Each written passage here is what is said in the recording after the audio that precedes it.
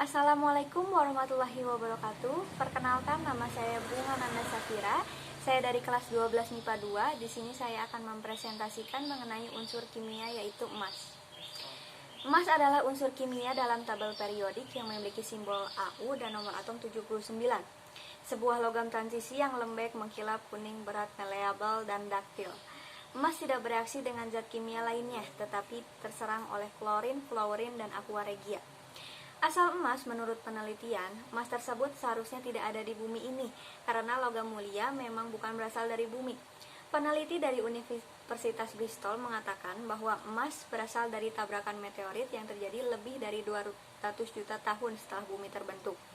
Di dalam penelitian yang dipublikasikan di jurnal Nature, selama pembentukan bumi, besi cair tenggelam ke pusat planet untuk membentuk inti. Besi cair ini tidak memasuki perut bumi sendiri, tapi membawa logam mulia juga. Hasil ini didapatkan oleh para peneliti setelah pembentukan inti bumi, tapi sebelum tabrakan meteorit terjadi. Teori lain mengatakan bahwa emas terbentuk akibat tumbukan bintang supernova dan neutron yang terjadi sebelum tata surya ini ada. Secara teoritis, emas ini terbentuk melalui proses fusi nuklir, fisi, dan peluruhan radioaktif sehingga emas hampir tidak mungkin dibuat menggunakan reaksi kimia atau alkimia. Menurut pengukuran presisi tinggi dari dua isotope atau varian atom, tungsten atau jenis logam mulia lain yang juga dianggap langka menunjukkan bahwa meteorit yang mengandung logam mulia itu telah menghantam bumi.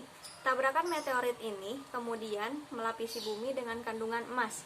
Setelah logam mulia ini memasuki inti bumi, proses geologi pun kemudian terjadi di mana benua terbentuk dan memusatkan logam mulia di kantong-kantong tambang saat ini. Edo Berger dan para partnernya mempelajari ledakan sinar gamma pendek yang berlokasi 3,9 miliar tahun cahaya dari bumi dan berlangsungnya kurang dari 2/10 detik. Buntut dari ledakan itu memberi jalan bagi cahaya yang secara bertahap memudar dan didominasi sinar inframerah. Tim risetnya menduga bahwa sinar ledakan berasal dari material kaya neutron yang dilepaskan ke alam semesta oleh peristiwa tumbukan bintang-bintang neutron.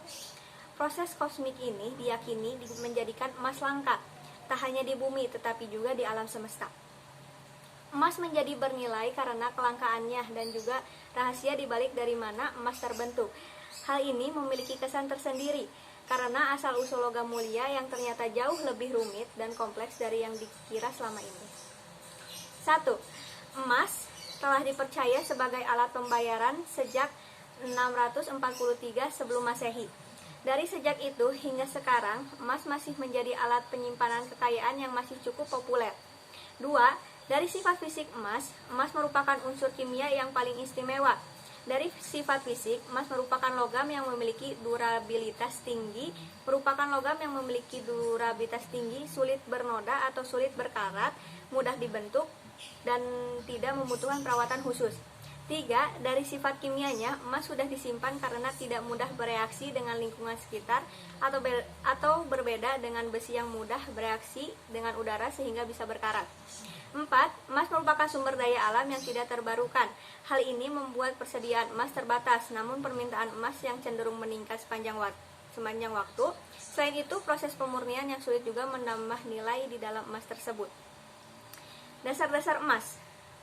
Nomor atomnya 79, memiliki simbol Au, berat atom 196,9665.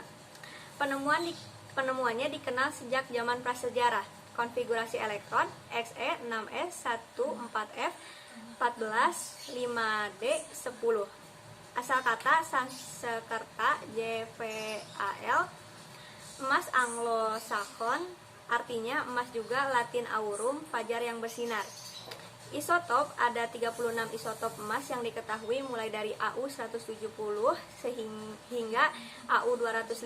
Hanya ada satu isotop emas yang stabil, Au 197 Gold 198 dengan paruh waktu 2,7 hari. Telah digunakan untuk mengobati kanker dan penyakit lainnya. Data fisik emas. Kepadatan 19,3 cc, titik leleh 1337,58 titik didih 3080. Penampilan logam lemak lunak kuning, radius atom 146 pm, volume atom 10,2 cc, jari kovalen 134,4 pm, radius klonik 85 plus 3E 137 plus 1E. Panas spesifik 129 mol. Panas fusi 12,68 mol. Panas penguapan 340 mol. Suhu Debye 170 K. Nomor negatif Pauling 2,54. Energi pangion pertama 889,3 mol. Keadaan oksidasi 3,1. Tingkat oksidasi -1, +2, dan +5 ada tetapi jarang. Struktur kisi kubik berpusat wajah FCC. Konstansa kisi 4080. Gravitasi spesifik 18,8820 Celcius. Nomor registri CAS 7440575. Selain itu, cara pengolahan emas. Pertama yang dilakukan untuk mengolah emas mentah adalah proses ekstraksi. Dengan proses ekstraksi ini, partikel-partikel yang lebih kasar dan mudah untuk dipisahkan akan diambil. Tentunya ukuran emas mentah yang diekstrak juga sangat-sangat bergantung pada teknik yang digunakan. Untuk emas yang memiliki ukuran yang sangat kecil atau halus, teknik yang biasa digunakan adalah ekstraksi dengan menggunakan shaking table atau meja getar. Teknik ini dapat mengekstrak biji emas yang bahkan berukuran di bawah 1 mm. Untuk mengekstrak emas mentah yang berukuran lebih besar, dapat dilakukan dengan proses pendulangan atau yang juga dikenal sebagai sluice box. Melalui pemurnian, cara kedua yang dilakukan untuk mengolah emas mentah adalah dengan melakukan pemurnian pada emas mentah tersebut. Jika cara pertama mampu memindahkan materi selain emas yang lebih kasar, maka cara kedua ini fokus pada langkah untuk menjadikan emas tersebut terbebas dari kandungan mineral lain selain emas. Mineral lain yang biasanya masih bercampur contohnya adalah perak, tembaga, dan kadang-kadang juga platina. Ada beberapa teknik yang bisa dilakukan seperti penggunaan asam nitrat, teknik elektrolisa, aqua regia, boraks, dan penggunaan zat klorid. Nah, apa perbedaan dari zat-zat kimia yang digunakan untuk proses pemurnian ini? Zat kimia yang digunakan ini masing-masing memiliki kemampuan yang berbeda untuk menghasilkan kadar kemurnian emas.